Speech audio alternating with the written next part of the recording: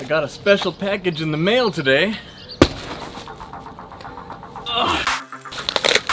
And it has the name of the coaster on it. There it is.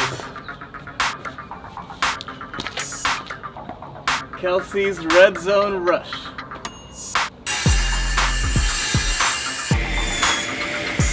So we got some good news and we got some bad news.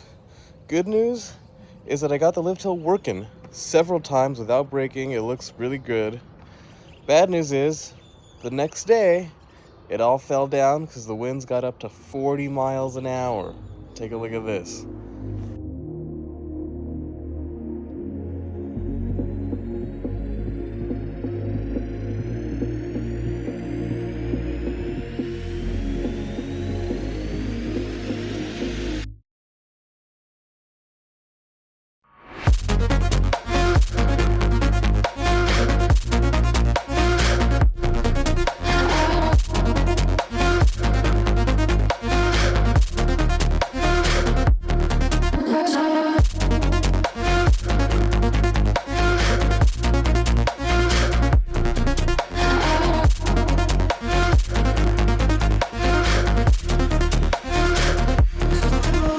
So long overdue. I said I was gonna do this a few updates ago, but the ropes are finally in place.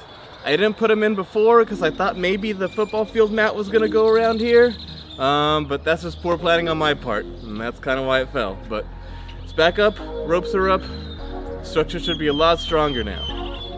And now I can keep going to what I was originally gonna do before, which is the drill, the new lift hill. So let's go through what I did to fix the chain. The first thing I did was I moved the drill from over there to up here. And this brings it closer to the top, reduces the amount of chain that's in constant tension.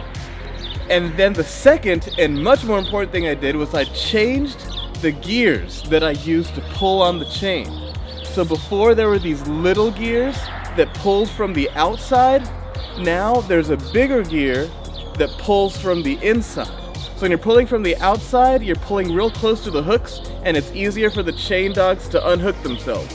When you're pulling from the inside, it's hitting the beefier middle part of the chain, so it makes it a lot more durable.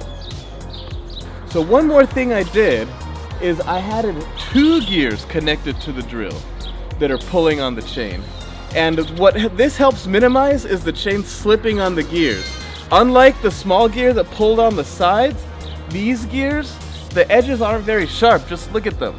So it's easier for the chain to slip on them, so I had to make sure the friction is reduced, and they were initially slipping when the trains would catch on. And that is also why I added this little bar here, to make sure the chain stays on the gear the whole time. And once I did that, the roller coaster went up each time, the chain didn't slip, and the chain stopped breaking. Which brings me to my favorite part about this chain setup, is that because of the new gears I used, when the tension gets too high, if something gets stuck or something crazy, the chain will just start slipping on those different gears. And that prevents it from snapping. So I much prefer slipping to snapping, because then I don't have to redo anything up here. I just have to find the problem and fix it.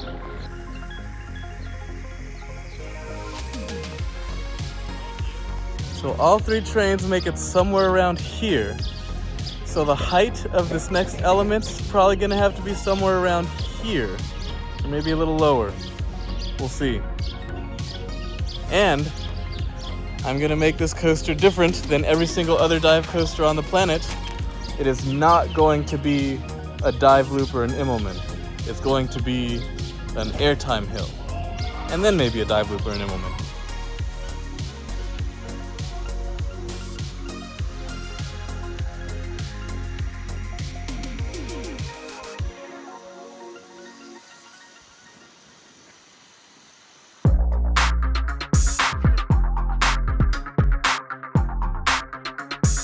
So the lift hill part of the structure is back up and running.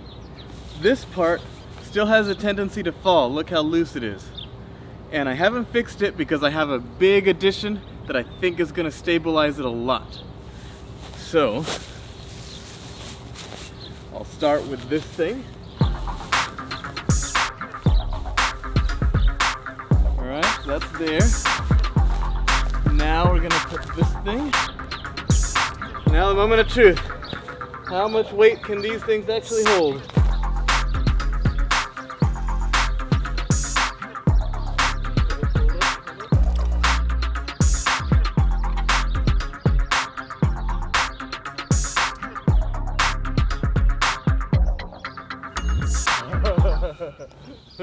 Yeah, we're gonna need one in the middle. After a lot of trial and error, we finally got the platform on. Time to see how this mat looks like.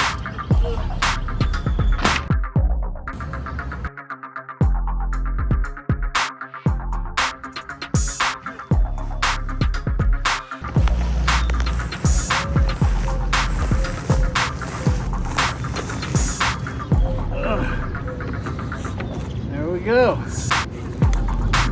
On a football field for a football roller coaster.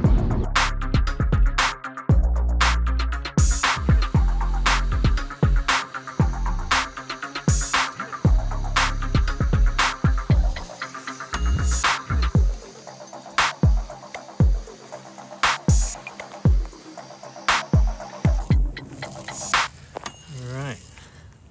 So it's a little late, but I finally got this done.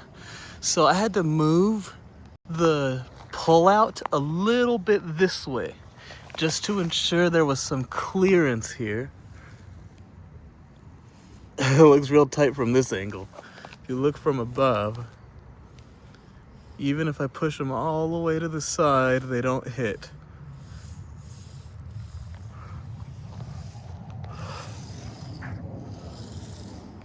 So we got another good news, bad news situation, but this is one that you guys can help me with.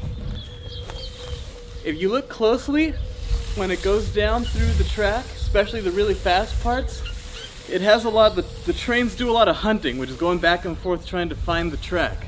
It loses a lot of speed that way. There's gonna be a problem for the next few updates. And if I can mitigate that now, everything else is gonna go a lot more smoothly. So I'm not as used to these new trains as I am with the old trains, so all you folks who are using the Connects Makers trains, feel free to chime in to see what you do to make them go faster and not do as much hunting. So I just 3D printed a new GoPro holder car. Now this is an old 3D design from years ago from Johnny, but it's still good. Look at how perfectly it holds this GoPro. It just slides right in, and then look, it has these little slots so you can put the rubber bands right on there. All right, look at that. This GoPro isn't going anywhere. It's always a great day when I can put the GoPro back on these tracks.